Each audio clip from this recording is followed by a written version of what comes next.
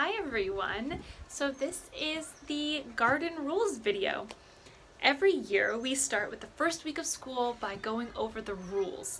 Now obviously this is a different situation, so this is a video for the students that are going to be coming back on campus in a week-ish time. So there are a couple main rules that I want to go over, and I want you to note that this is the rules for the students, but it's also rules for the teachers so that they can know how to be in the space, because remember, they don't usually come up with you into the garden, but it's also so that they can help you respect the garden and appreciate it to its full potential. So one of our first rules is no running. Now, most of you guys are going to be experiencing the garden in a play sense this year. You're not going to be actively gardening this year with me. So you'll be with your teachers for however much amount of time, and it's probably either going to be playing or eating. Hopefully you'll get to learn out here. That would be really cool, but I am not in charge of that. So if you're playing out here, there's going to be that itching desire to run down the hill. I know firsthand how fun it is to run down that hill. But please, we've got to walk. We've got to walk, and we've got to walk mindfully. And it's because the garden is set up in such a way to benefit the plants. The garden's not necessarily set up with children running wildly in mind.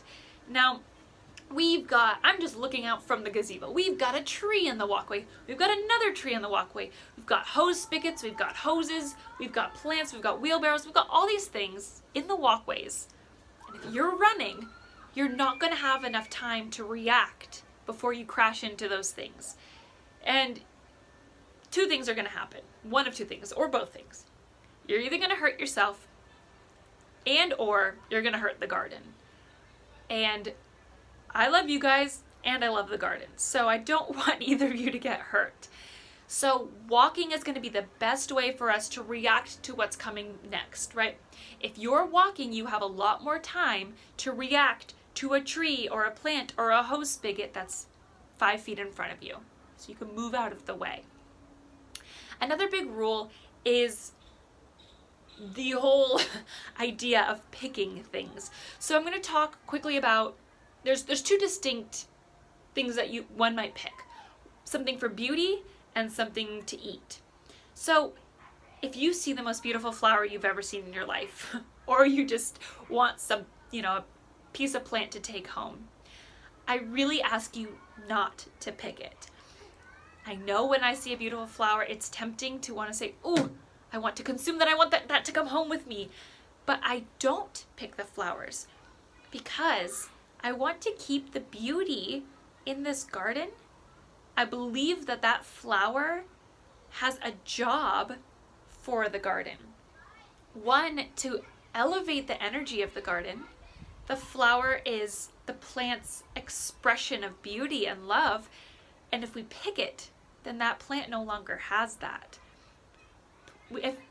If in past, depending on your age, we will have talked about flowers as the beginning part of creating seeds. So if you're picking flowers, then those seeds are then not going to be created for that plant. If you're picking flowers, that bee or that hummingbird or that butterfly might not get the food that comes from that flower. So even though it's so tempting to pick something from the garden, each part of the plant and each plant has a very important role to play here. So we can't just go around picking willy-nilly. Now, as far as picking for eating goes, I'm going to try to be in contact with your teachers to figure out what things are ripe and ready for you to eat versus what's not. So before you pick any form, you might see like a ruby, beautiful red tomato, and you might say, "Oh, I want to pick that. I really want to pick that." But before you pick it, you must ask a teacher. All right? So you might say, "I know that this red tomato is ripe. It's so red, it's beautiful. I'm so glad you know that." You still got to ask a teacher. So often, I will see children munching, and I go, they didn't ask me, and I'm the only teacher up here. So I say, hey you, where'd you get that chive? And they go, oops, sorry. And you know what? Oops, sorry just unfortunately doesn't cut it. It makes me laugh, but it doesn't cut it. So you gotta ask before. I'm gonna say it again because it's very important. Before you pick. This is because some things might not be ripe. This is because I might have other plans for the food. And this is also because some things in this garden are not meant to eat. Now, nothing in this garden will kill you, but you certainly will get some intestinal distress. You will get some upset tummies if you eat some things in this garden. And obviously, I don't want that to happen to you either. So, ask before you pick, please. Okay. I know I spend a lot of time on that, but it's really important. All right, the next thing is, if a lot of you might be coming in for snack time or lunchtime, and I think that's wonderful because eating outside is absolutely soul nourishing, but if you bring it in, you must bring it out. Remember that. You pack it in, you pack it out. That's like what they say in all nature trails and camping. Pack it in, pack it out. Now what does that mean? If you bring something wrapped in something, you've got a sandwich in a plastic bag, that plastic bag, I better not see that in the garden the next day. That has no place in nature. Your trash has no place in this garden. So if you bring your trash in or something that will become trash, it must leave with you. I do not have a trash can, and this garden is not a trash can, and we will not treat it as a trash can. That's the end of that. We're not doing that. So another thing is, if you see something dangerous, please tell your teacher. So dangerous things could be wasp nests, a black widow, a nail of some sort, a thing that looks like it's out of place, a tool left out, a dead animal. If you see anything that you think that shouldn't be here or that seems kind of dangerous, tell your teacher. Do not go see the rusty nail. Pick it up and bring it to your teacher and say, oh, I found a rusty nail. Because now you've touched a rusty nail. So don't do that. That's crazy. That's crazy stuff. Instead, say, hey, Mr. So-and-so, or hey, Miss So-and-so, come with me and show them where it is. Don't bring it to them, show them. Because that way you're not touching the dangerous thing, right?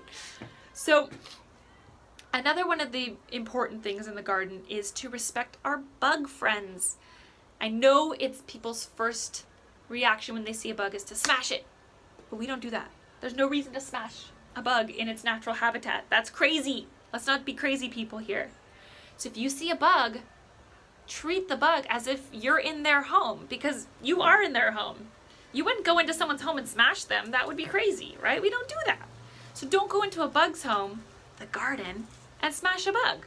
That doesn't make any sense. We need these bugs. These bugs are so important, both for the plants, for the soil, and for the birds and all the critters that live around here. They need those bugs. So we don't smash bugs. Now, I know some of you like to catch lizards, and I'm okay with you catching lizards if you know how to and if you know how to safely. We do not ever catch lizards by their tails because you're gonna have a tail in your hand and the lizard's gonna run away without a tail. And that's just not good for either of you because that's gross and sad. So if you know how to properly catch a lizard, sure, go for it, as long as you're being safe and kind to the lizard. And then when you're done with your lizard friend, you must put it back where you found it. I don't want you putting lizards back in other places because who knows, maybe that's where they've got their little home. Maybe they have babies. Maybe they've got a little family there. We want to put everything back where we found it. All right? So this last rule is for the teachers. When you are leaving the garden, you must lock it. I know it seems crazy. It might be like 10 in the morning. You're like, why would I lock it? I know someone's coming later.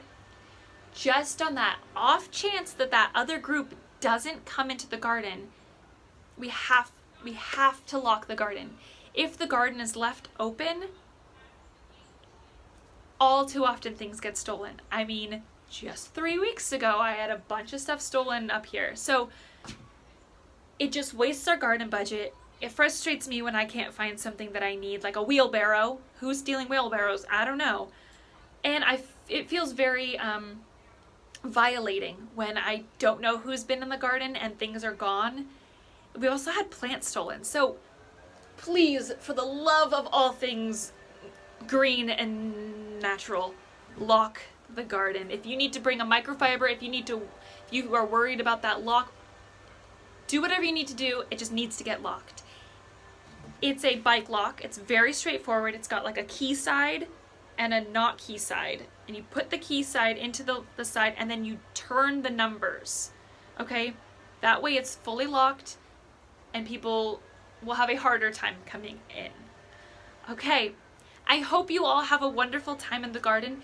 If any students have questions, please ask your teacher and then they can forward those to me. And teachers, if you have any questions, please feel free to reach out to me in my email. Or if you see me in person, I'm happy to answer any questions. And, one final note, I just remembered. One final note about weeding. There will be weeding that needs to be done. If for some reason a student wants to do weeding, I'm happy with them doing that, but they must only pull grass.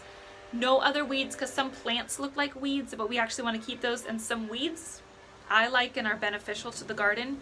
So only grass. We're only pulling grass if the student wants to pull weeds for some reason or wants to do garden work.